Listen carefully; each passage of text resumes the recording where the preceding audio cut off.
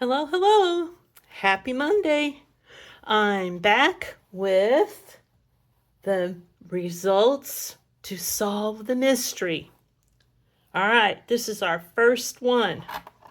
So, this is what mine looked like. Let's see how yours looked. All right, so the card base is just a flat card. And on the back, I chose to, write my little stamp my little signature thing. But you could, of course, put another verse or something there if you like. Anyway, this opens up and then down. I left this kind of blank, just a little bit of an image there. And then I put my sentiments here. Now, you can see that I used the textured notes, stamp set, dies. I didn't use any dies, did I? Stamp set and the coordinating designer series paper.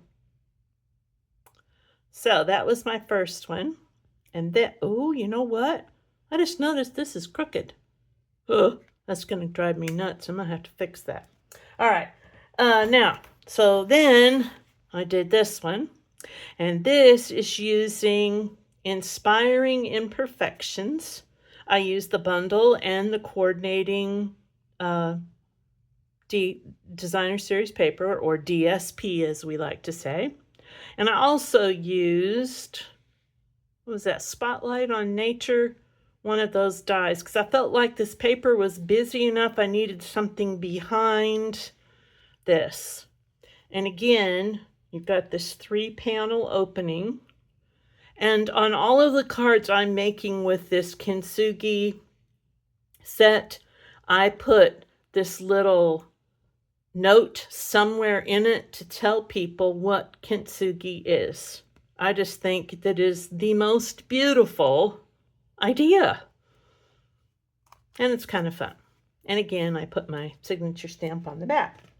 And then the last one I did was using the Gallery, it's Gallery Blooms Designer Series paper, but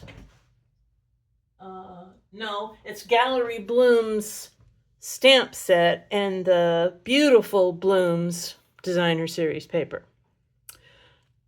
And I also have the coordinating little flower motif elements here. This is such a pretty stamp set. Now this is the same stamp here. I just cut a piece off. I stamped it in basic beige. I've got basic beige ribbon. And then I used white paper. I was kind of trying to pull out what I've got here.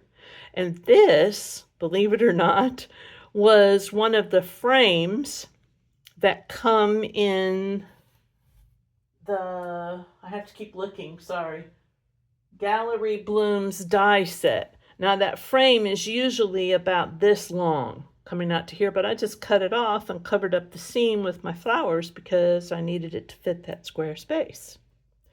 And I've got the new in color Secret Sea here and Cloud Cover here. And again, I used some of the metallic rub-ons that are in the new catalog.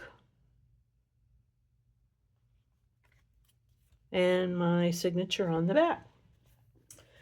Now, to show you how to do this. So one of the things that I've gotten in the habit of doing, and I had a class for my local customers, we put together several of these. So they've all got a box or a basket started with these templates for fun folds. And we use designer series paper and retired cardstock. They may or may not go together, but we write the measurements on it for everything. And then you can grab it in a hurry and look at that to put together a card rather than using all your directions. All right, now,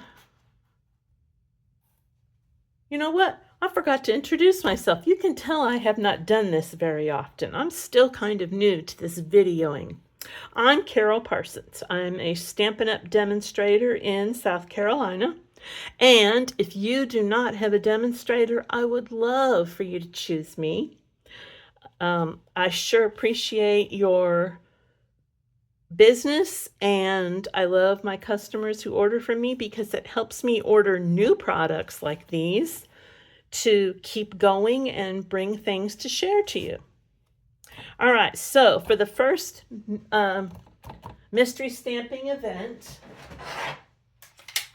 I've got all our pieces here, and let's go through them.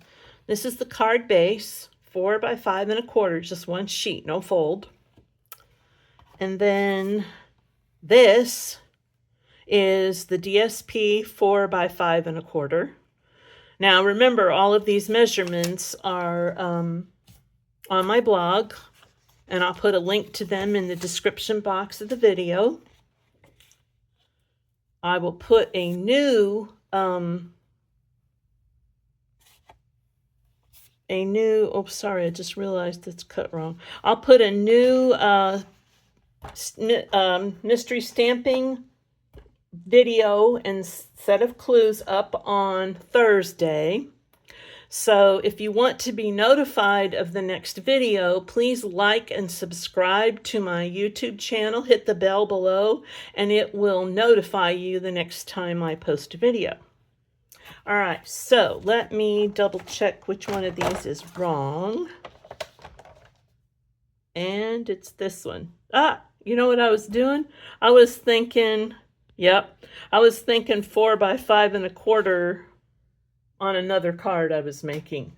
I need 5 1/2 by 4 1/4. So let me get another sheet of basic beige. And I believe this will work. 4 1/4 by 5 1/2. There we go. Now we're cooking with gas. There is our card base. And now this DSP will fit on there. I can use either side, but I think I'm going to use this side. All right, so in a minute I will adhere that to there, but let's go ahead and walk you through the score lines. They're really pretty simple. Remember, you cut a piece at 4 by 11 and you score twice at 3 3/4 and 7 1/2. Now on mine, I chose to use basic beige because that coordinates best, I thought, with my designer series paper. But you might elect to use whisper white or basic white. So let's see, we want the 3 3/4. I've already pre-scored this, right here. So I scored right here, 3 3/4, and then I opened up my extension arm. And now if I can just get into the habit of Carole, stop hitting this light. Sorry about that, 7 1/2, score that. So now I have 2 score lines, and I've already hit them with my bone folder. So we're done with the scoring tool. That was pretty simple, wasn't it? All right, so now let's come back here, and I'm going to adhere my designer series paper to the card base like this. And then we want, see how one side is shorter than the other? You want the longer side on the front, and it's going to be pointing down. So it's going to go like this, but I don't want to adhere it yet. I want to do some dry fitting to make sure I've got it all right. And remember, we had a piece of cardstock 3 3/4 by 7/8, and then a layer of DSP on top that's 3/4 by 3 5/8. So, and I'm choosing not to match. I want a coordinating pattern.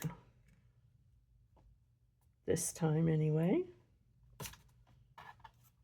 So, move that up a little. All right. Oops. Okay. Adhesive on there. All right, now let's dry fit this. About right there, it looks like. That's a little too high. So let me come down just a tad. Perfect. And then that. Okay. So now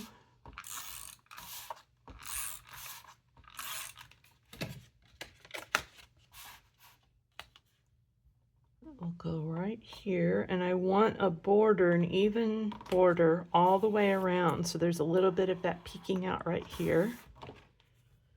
All right, and then let's see. On this one, I used a piece of cardstock that had been embossed with the corrugated embossing folder, but I'm not going to do that this time.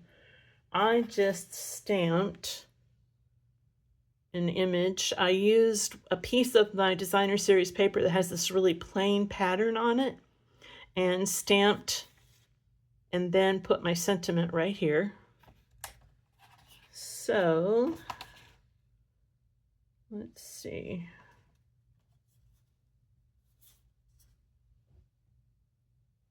Three and 3/4 by 3 1/4. This is the one I think that goes here. Yep. All right. This is 3 3/4 by 3 1/2. So I will adhere that right here on the top. How's the weather where you are today? It is sunny and hot here in South Carolina. Ooh, it was up near 100 the other day. That's about right for June with us. All right, now. Oh, I bet this was my card base. You know what? I didn't cut that other one wrong. I just got them backwards. That other one was, this one was supposed to be, oh, what a silly girl. This is supposed to be the card base color, and that was supposed to be on the back. Remember, I had one that was shorter than this and, well, smaller all the way around. So, you know what? I'll just leave it like this. We save that for something else. Okay, and I'm going to put that right here. This time I'm going to make sure it's straight. Ah, you can see where I was practicing with some Stampin' blends there. I have 50 bazillion Copic markers also. I started collecting those and using them before Stampin' Up! Came out with the Stampin' blend. So now I'm trying to coordinate the colors, and I have a list, a chart that tells me what Copic colors match Stampin' Up's colors. All right, so let's see. I think I want that here. And this is 3 3/4 by 3 1/4. And what side do I want to use? I think I'll use that side this time. Okay.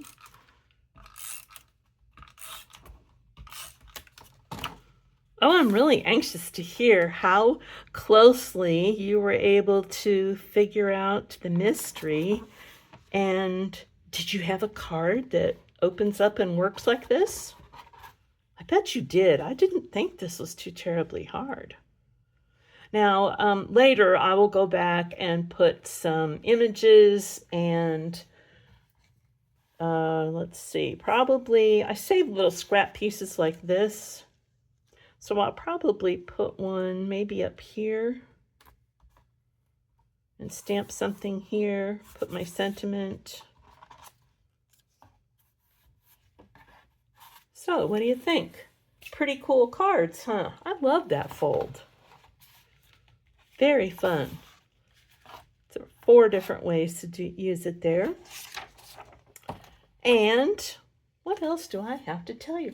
Did you know that our clearance rack, which is now called the Last Chance, I like clearance rack better, but you know, women of a certain age just get tired of change, I guess.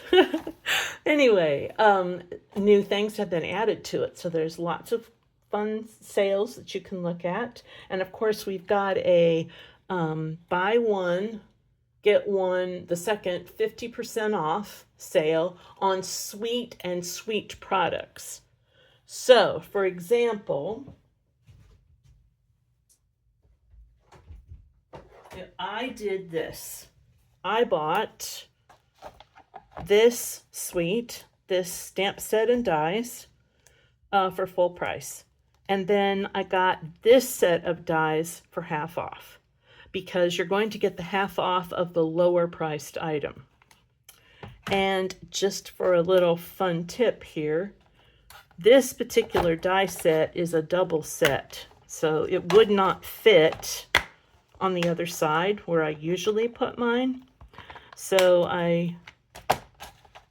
this is my normal motive operandus here. I used another stamp case, and I put some magnetic boards here. I have some from Stampin' Storage that work well, but you have to buy some type of strong adhesive to put on the back to adhere them to the stamp case. So I've since gotten in the habit of buying some adhesive magnetic sheets off of Amazon. They're much cheaper, they're thinner, so they weigh less, and it works great. Anyway, when I get a new stamp set, or a new set of dies, rather, before I take them off of that backing that they're taped on with, I run it through my printer and print a copy. Then I put that copy on the magnetic sheet before I put the dies on. Then when I'm using these, or especially when I'm in a class situation and people have got things all over the place, we can tell right away if a piece is missing, and we can look for it. So that's my little tip for the day. And I've also recently gotten into the habit, I usually label this, or always do, but I don't always know what's in it. And I'm in a hurry and I'm trying to remember, okay, what's in that die set? So I just make a copy off of the online version of the catalog, just this little section to show me what images are in this die set. And I do that for all of them. So that is very helpful. Okay, I think that's all I wanted to show you today. And remember to check back on Thursday for the next installment of Mystery Stamping. I hope you enjoyed this, and I've got to go get busy and come up with another one. I have a whole pile of fun fold ideas. Some are half made, some are all made, so I will grab one and start putting it together. I'll see you Thursday. Bye.